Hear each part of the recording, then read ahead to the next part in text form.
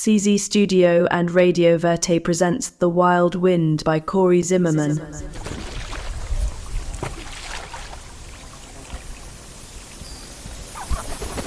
Chapter 7.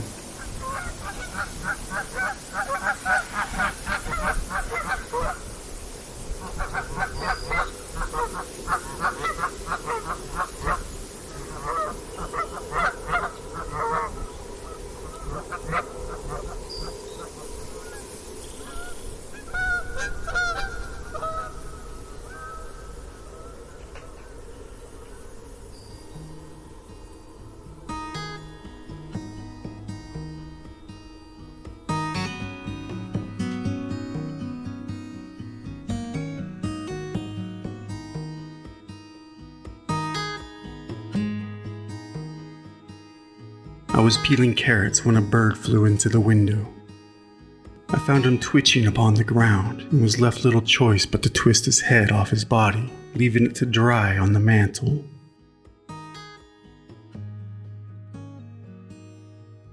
Life in those days was lived by the law of lore, and everything revolved around the weather and seasons. A rainbow in the morning meant rain on the horizon, achy bones, houseflies, or fragrant flowers in the humid air. Surely a gathering of clouds like a flock of sheep will herd up on the western front. A red sun in the morning meant it shall be a beautiful day. If you spotted a crowing rooster on a fence post, or bees flying far from the hives, it was indeed a sign of fair weather, as bees will never get caught in the rain.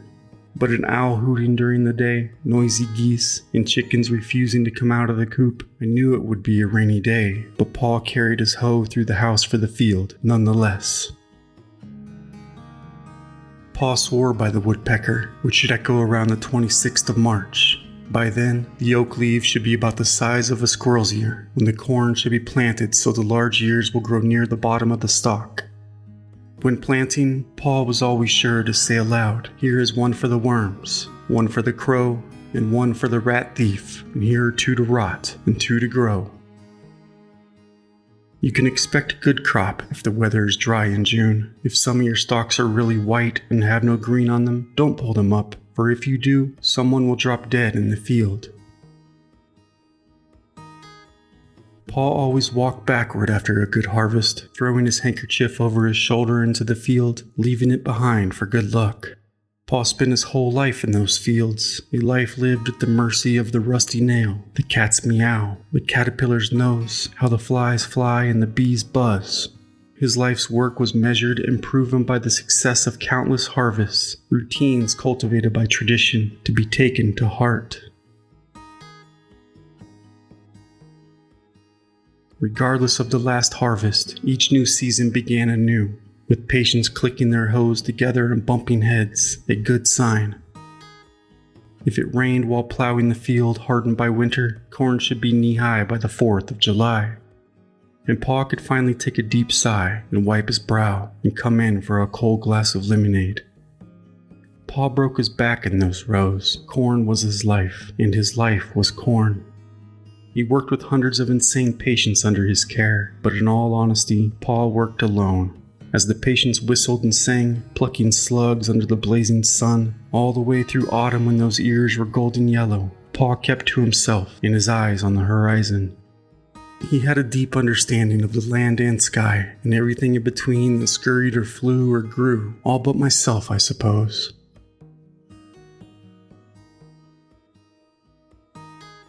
I remember his large Adam's apple as he swallowed Momma's lemonade. As he held a tight glare, wrinkled brow, I barely knew the color of his eyes, but my heart ached when he walked in at the end of a day's work for supper. His chin dropped, his gaze toward his muddy boots, unsure of what he was supposed to do after all those years.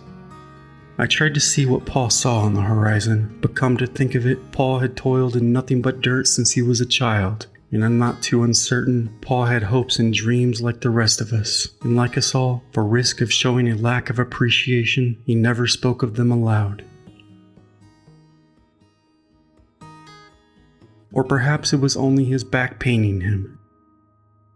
All I could be certain of, living a life of constant grime under his nails, rising with the same sun that reddened, burnt, and leathered his skin, made for a worn-out man, sat at the end of the supper table. Holes in the knees Momma stitched up on Sundays, always layered in a continual filth not worth bathing off.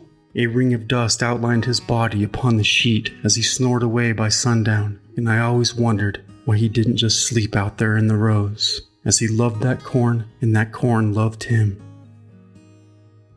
However, I suppose Pa scorned the corn as well, cursing it from the moment the rooster crowed.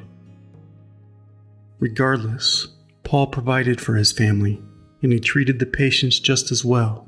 Whether he whistled about with them or not, they tilled together, planted, and cared for every kernel, millions upon millions. All the while, Pa kept a watchful eye over every sign of the day, the sun, the clouds, and his ear to the birds, and the feeling of the air upon his neck. I now see Pa was as sensitive as a poet, and come harvest time, seeing how he would be feeding thousands upon thousands of patients, he delivered his work with pride. Pa was a quiet man, but Pa was a good man, and he stood on his own 2 feet. To me, he was an oak tree that would stand forever.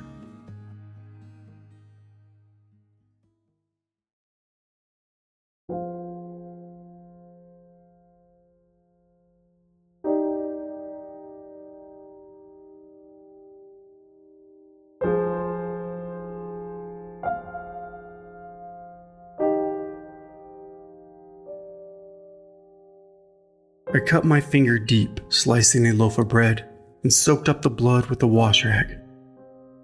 After rinsing it out in the sink, without thinking, I hung the wash rag on a doorknob to dry, before sitting down to rest a spell in Momma's rocking chair.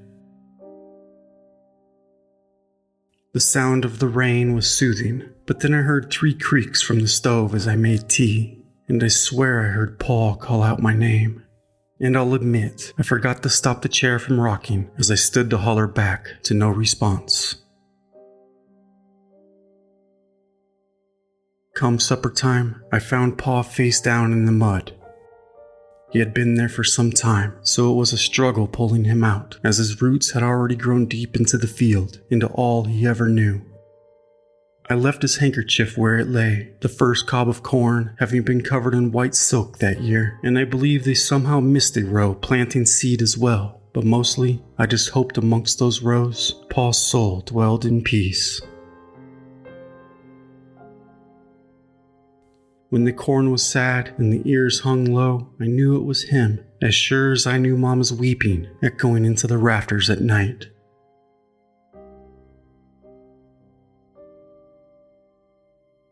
The day of Pa's funeral, I awoke early to a bright red sunrise, and I hurried off in my best dress to the row where I found his body, and I buried a kernel of corn, remembering to say, "And here is one for Pa," as a crow flew away. Momma stopped washing the bed sheets that day, only hanging them to air out on the clothesline back by the old oak, and the filthy outline of Pa's body remained. And in the right light, as the sun was about to set, it appeared just on the other side of a thin weaving of threads. Pa stood on his own 2 feet.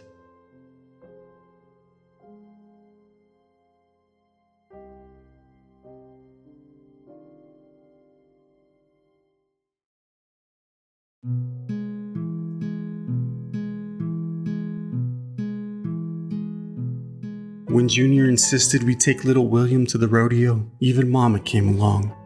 It was a marvelous time, as we rarely took outings beyond the hilltop.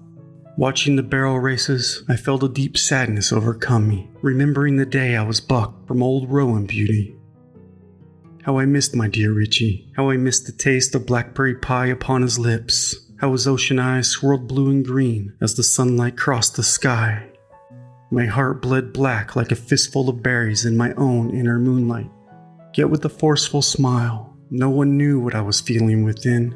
As the horses trotted the clover pattern, it briefly crossed my mind, as many thoughts do from time to time, often at the most inopportune moments. As William trotted upon my knee in the stands, I pondered. No one really knows what the hearts and minds of those closest to us are experiencing, as if the closer we inhabit one another, the more blind we are to one another, who they are, and what they feel, which is often buried deep within themselves, brushing flesh nonetheless. Falsehoods and forced smiles are settled upon to get through the day, avoiding the unspoken, pretending to understand one another's human condition. Yet a family more often than not becomes a covenant, one that worships in matters favoring solely the fair-weathered plains that provide simple emotional survival, whether out of ignorance or supreme frailty, the inability to accept the harsh realities of watching loved ones inescapably perish, all the while wearing a smile upon our faces. The mask is preferred. The veil which hides the hideous, unbearable truth, a truth one cannot withstand knowing, that those we love cannot endure the experience of wilting like a flower in the chill of autumn. The cold, hard reality of loss, and yearning, loneliness, and dread, knowing that we all must suffer alone in our final days. I sighed. As little William rode the pygmy pony, I looked around at the delight on the faces of my family, and I thought of an astounding idea. Grasping my hands, Dr. Zola looked at me with eyebrows raised. I don't think a pony is such a great idea, Sarah, but look, I have an idea. He had his chauffeur drive us over to Ward E, and we walked down the long hall to the last room on the left, where Richie sat motionless in that long stare, one I had grown long accustomed to. Come on, said Dr. Zola, grabbing the handles of the wheeled chair, pushing him out of the room and back down the long hall and out of the front doors. I followed as Richie's head bobbled before me. In the rose garden, Dr. Zola insisted I take the handles, saying, "Go on now, push." So I took Richie on a little stroll through the roses as I had many times before. "Now faster," he shouted, and I sped up a bit. We made a loop passing the doctor as he said louder, "Now run, Sarah, run." I looked back at the doctor with concern, worried Richie might fall as we weaved through the garden, but the doctor insisted, "Faster now, faster." I tightened my grip on the handles and I ran, and Richie's head fell back toward the sky.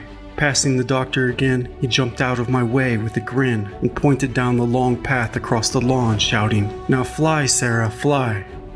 My tiny feet ran with all their might, my dress flapping about, my hair in a wild frenzy, when Richie dropped his hands to his sides and spread his arms out like wings in the breeze, and we flew like we once had, chasing the wild wind.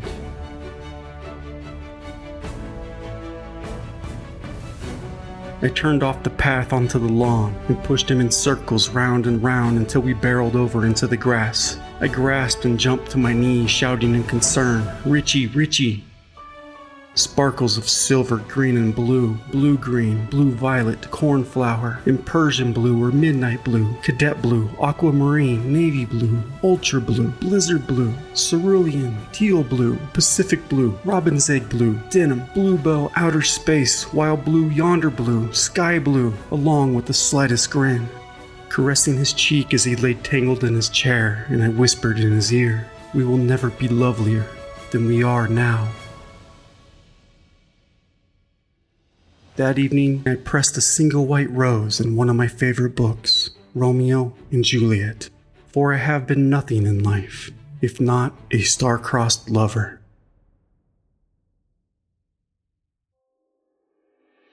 War. It gathers quickly on the horizon. Dark clouds, ominous, threatening, turning until the static lights up the night sky in streaks of a thunderous clap, sending the denizens of the thicket running for shelter, the winds chilling the bones, dust blinding the eyes. The flash, the bang, shaken, it has begun. War. When the sky opens up and hell rains down, soaking the earth with blood, muddied with sorrow, when twisters unleash like hellhounds, leaving nothing in their path but pure destruction, little puffs of fur floating about the breeze, sunset engulfing the unplanted fields, littered with bones, the blade inciting violence upon the flesh, as the songbirds had long moved on, as corpses froze to the ground and the skies remained gray until the spring, when the land and the bodies thawed, and the breeze wafted the stench as the trees blossomed with flowers and leaves. War, a dreadful machine, mechanics, industry, and steel. Doom rolling on tires and tracks in the stomping boots of mechanized mines, from frontier to frontier, where the silver geese flew, their wings made of 1,000,000 iron parts and pieces, so deafening to the ears, one cannot hear the crunch of the bones. War, round and round the earth like the current of the wind, never to cease, until the cease of man, the incurable disease of our kind, thrives. War, inevitable war was our fate, its sights set upon us all. For what reason, why, and who? Mysteries long sullen with boredom. A roll of lost dice, when the birds return to find a barren land, and the denizens of the thicket and the meat come out from their holes, with light-deprived eyes, pale and pasty, they squint upon the brilliant blue sky, upon the ravaged fields, and those fed to the earth, smoldering ruin and wreckage, half sunken in the mud. War, melancholy, bitter and cynical, yet reflective and thoughtful. A privileged young man, indecisive and hesitant, yet jealous, rash, and prone to impulsive acts. A privileged old man, calculating, ambitious, politically driven, lusting after sex and power, haunted by guilt and love. War is to kill our paws and to shatter our teeth in our own clenched jaws of self-hatred as we rape and feast upon the flesh of our mamas. War, when we dare call a man a wooden box, when we dare call a wooden box a man, when mothers and wives, babies in their arms, boys once sons, men gone gray, await at the station for brothers and cousins and husbands to be, for those upon the trembling tracks of iron, hiding behind smiles of false pride, hiding their blackened char from their sons behind purple hearts, only to darken young cheeks with the palms of their trembling hands, with what they hope might be love. War, when one can speak to the dead and the dead speak back. Yet what is heard is one's own voice circling back around in the wind, with the train's whistle spewing black soot into the brilliant blue sky as the soot settles upon wooden boxes.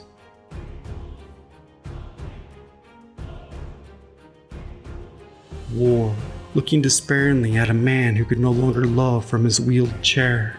A paw who will never know his son, a heart that craves death, searching for lies to breathe another breath. War, a mere shattered, raw.